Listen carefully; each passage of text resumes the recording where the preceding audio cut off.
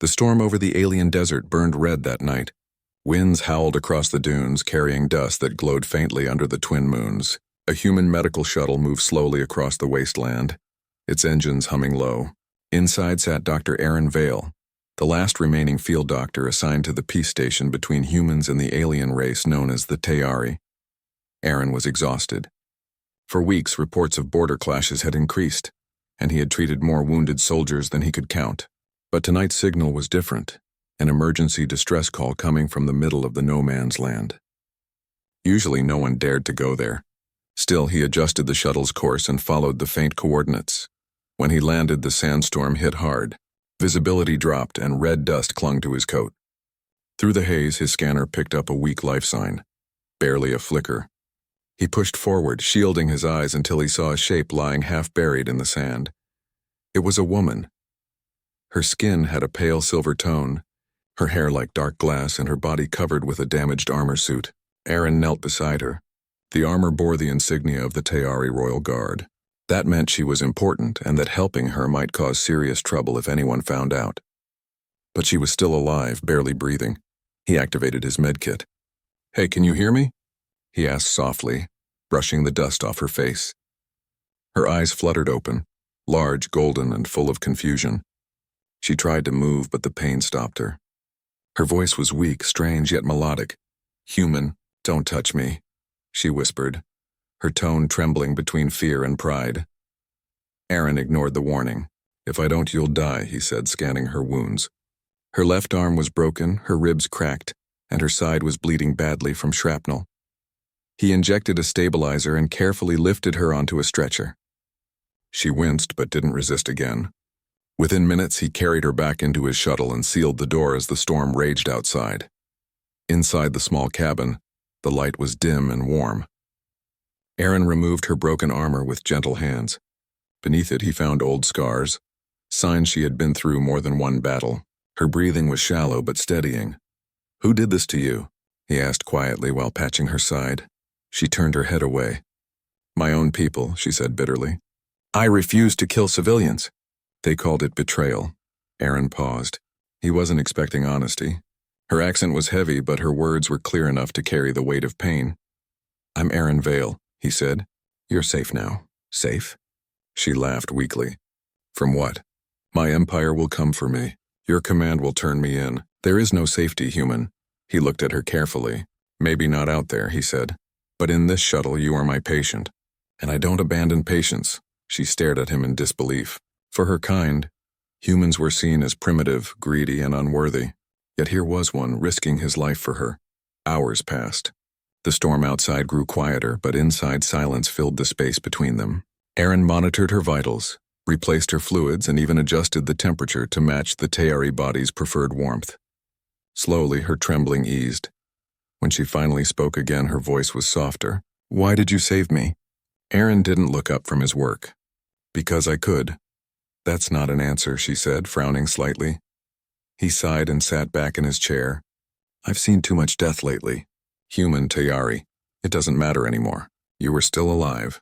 That was enough reason." Her golden eyes watched him, puzzled. She was used to cruelty, not compassion.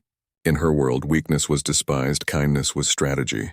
But this human showed neither dominance nor hidden motive, just quiet care. Later, when he prepared a protein mix for her, she tried to sit up. He gently pressed her shoulder. "Easy. Your ribs need time." "I don't need your pity," she said sharply, though her voice trembled. "It's not pity," he replied calmly. "It's medicine." She turned her head toward the window. Outside, the red sky began to clear, revealing the dark outline of the alien mountains. For a moment, her expression softened. "Your world is strange, Doctor," she murmured. Aaron smiled faintly. "This isn't my world either. I'm just a guest here." When she finally drifted to sleep, he sat quietly beside her. The soft hum of the shuttle mixed with her slow breathing. He didn't even know her name, yet he felt an odd responsibility, something more than duty. By morning, she woke again, her color slightly better. She found him sitting near the control console, half asleep. "You didn't rest," she said. He shrugged. "Didn't want to miss your first complaint of the day?" A small sound escaped her lips, something between a laugh and a sigh. "You're not like the others," she said quietly. Humans I met before spoke with fear or hatred. Maybe they were soldiers, he said. I'm just a doctor. I fix what's broken. She studied him for a long time. The simplicity of his words didn't match the depth behind them. Finally, she said, My name is Serenia. He nodded. Nice to meet you, Serenia. She blinked at him, surprised. You said it right. Most humans can't. I practiced, he said with a grin. Now let's get you home. Her expression changed instantly. Home? She repeated, her voice shaking. I can't go back. They'll execute me for treason. Aaron froze. Then where do you want to go? She hesitated. Nowhere, she said softly. I have nowhere. Something in her tone pulled at him. He looked at her, a proud warrior stripped of everything, and realized she was more than just another patient. She was lost, alone, and trying to hide it behind sharp words. Then stay here for now, he said finally. I'll take you to my station. You'll be safe there. Among humans? She asked. They'll hate me. Maybe, he admitted. But I'll handle that. She didn't answer, but her eyes softened a little. Hours later, the shuttle rose into the pale morning sky. The world below glowed with dawn light, half desert, half ruin. Serenia watched silently as the land of her people faded in the distance. She thought of everything she'd lost, her comrades, her honor, her future, and yet she felt a strange calm. The human doctor sat at the controls, humming an old Earth tune. Every few minutes he glanced back to check on her. There was no command in his voice, no judgment in his eyes, only quiet kindness. As the shuttle crossed into human airspace, a message flashed on the console, a warning from the Border Patrol. Unauthorized life form detected. Prepare for inspection, Serenia stiffened. They'll find me, she whispered. Aaron's jaw tightened. Then they'll have to go through me first. She looked at him in disbelief again. You would defend me. Against your own. He met her gaze firmly. A patient is a life, not a side. The silence between them deepened, heavy but meaningful.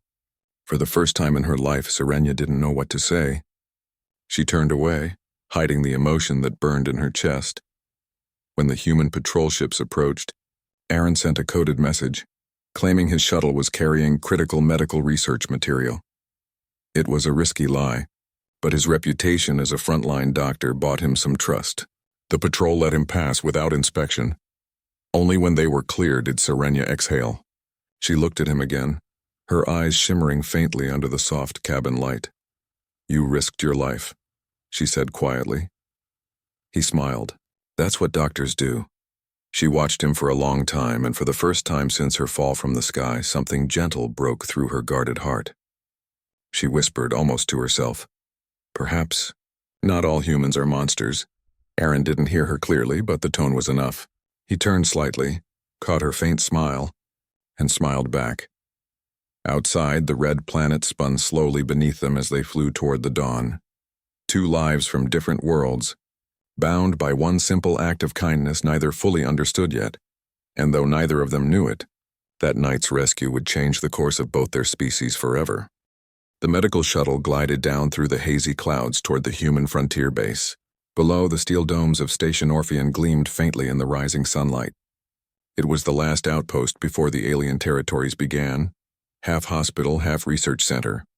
Dr. Aaron Vale guided the shuttle toward the landing pad, his hands steady even though his heart was heavy. He had broken half a dozen interplanetary rules bringing an alien royal guard here. If the station commander found out, his career would end instantly.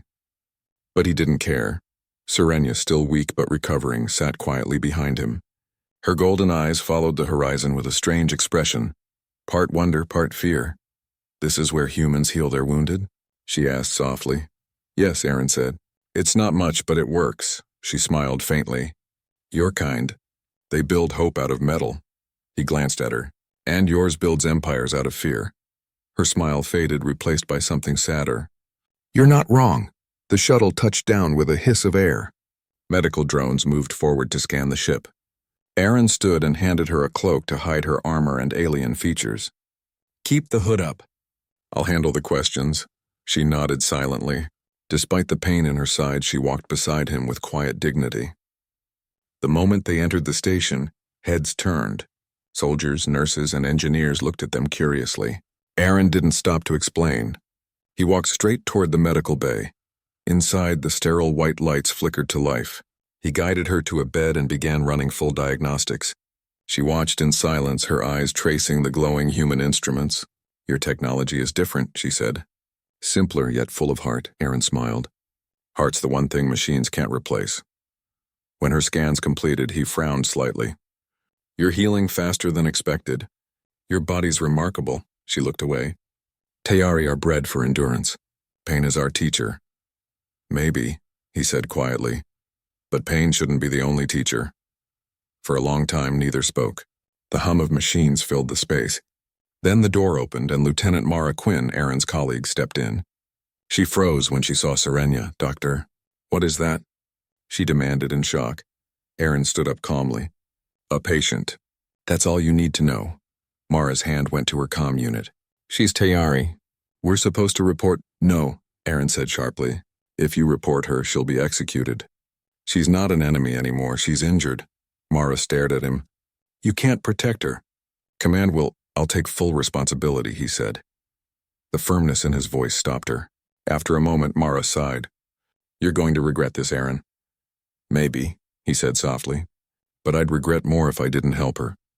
Mara left reluctantly, the door sliding shut behind her. Serenia watched the exchange quietly. "You defied your own people," she said. Aaron turned back to her. "So did you." For the first time, she smiled fully. "Then perhaps we are both outlaws." Over the next few days, Serenia's wounds healed steadily. She spent hours in the med bay watching humans move through their daily routines. She noticed how they laughed, how they argued, how they shared food and stories. It was strange to her. Tayari life was strict, cold, and bound by rules. Here, life had warmth. Sometimes she asked questions. "Why do humans work so hard for others?" she asked one evening. Aaron looked up from his notes. "Because we know what it's like to need help. And if someone betrays you, then we decide whether to forgive. It's not easy, but it's what keeps us human." She thought about that for a long time. Days turned into a week. Serenia grew strong enough to walk outside. Wrapped in her cloak, she followed Aaron through the corridors. People stared, but none dared to ask who she was. They reached the observation deck. From there, the planet stretched endlessly. Red deserts, silver canyons, and distant storms that painted the sky in color. She pressed her hand against the glass. "It's beautiful," she whispered. Aaron nodded. "It's harsh, but it's home." She turned to him. "You love this place," he smiled faintly. "I love the people in it." For a moment, their eyes met. Human brown and alien gold, and neither looked away. Something unspoken passed between them, something fragile and real. But the peace didn't last. The next morning, alarms rang through the station. A message came from the Tayari High Command. Their patrol ships had detected one of their missing officers, Serenia, within human borders. They demanded her immediate return. Aaron's stomach turned cold. He knew this would happen. The Tayari Empire never forgot and never forgave. He rushed to the med bay where Serenia waited, already sensing the tension. "They found you," he said, her face hardened. "Then I should leave before they come." "No," Aaron said firmly. "If you go back, they'll kill you." "Then they'll kill you for hiding me." He hesitated. "I'll take that risk," her voice softened. "Why? Why do this for me, human?" Aaron met her gaze. "Because somewhere in all this war and pride, someone has to remember what mercy looks like." Outside, the sky filled with distant thunder as alien ships entered orbit. The base went into lockdown. Command ordered all non-essential personnel to shelters. Aaron ignored the call. He stayed beside her, his mind racing. Within hours, a human general arrived through the secure doors. General Rhodes, a strict man with gray eyes and a voice like steel. "Dr. Vale," he said coldly, "you have something that doesn't belong to you." Aaron stood tall. "She's my patient. She's an enemy officer," Rhodes snapped. "Her people want her back. We can't risk a diplomatic conflict." "Sending her back means sending her to death," Aaron said. "You call that diplomacy?" Rhodes slammed his hand on the console. "You're out of line, Doctor." Serenia stepped forward, her hood falling back. "Enough," she said. Her voice was calm but full of strength. "I will surrender if it saves him." Aaron turned to her in disbelief. "No, I won't let you." "You already have done enough," she said softly. Your kindness has shown me more than my people ever did. General Rhodes raised an eyebrow. You see? Even she understands the situation. But before he could give the order, the communication screen on the wall lit up. The Tayari fleet's admiral appeared, a tall alien in regal armor. His eyes widened when he saw Serenia alive. Commander Serenia, he said harshly, you will return immediately for trial. She lifted her chin. No, I will not return. What did you say? I said no, she repeated firmly. I have seen the truth. I will not serve a throne that destroys its own. The admiral's face darkened. Then you are a traitor. Maybe, she said, but at least I'm free. The screen went dark. The admiral's signal vanished, and seconds later, the Tayari ships turned away, retreating into the void. General Rhodes stared in disbelief. They're leaving? Serenia turned to him. They value obedience above all. I just showed them I no longer belong. Rhodes looked at Aaron. You've created a problem for every diplomat in the sector, Aaron replied quietly. Maybe I've also created a chance for peace. After a long pause, the general sighed. She can stay for now, but this is on you. When he left, the room fell silent. Serenia looked at Aaron. You defied your leaders for me. He smiled faintly. You started it. For the first time since they met, she laughed, a soft, musical sound that filled the cold room with warmth. In the days that followed, news spread slowly through both human and Tayari channels. The alien warrior who refused her empire, and the human doctor who saved her. People on both sides began asking questions about compassion, about the meaning of honor, about the cost of hatred. Serenia stayed at the station, helping Aaron treat wounded soldiers from both races. Her calm strength and his steady patience became a quiet legend among those who saw them work together. Sometimes, late at night, they would stand by the window, watching the twin moons rise over the desert. You changed me, she said one night. Aaron shook his head. No, you just remembered who you were. She looked at him, her golden eyes warm. Perhaps both are true. Outside, the stars shimmered like distant fires.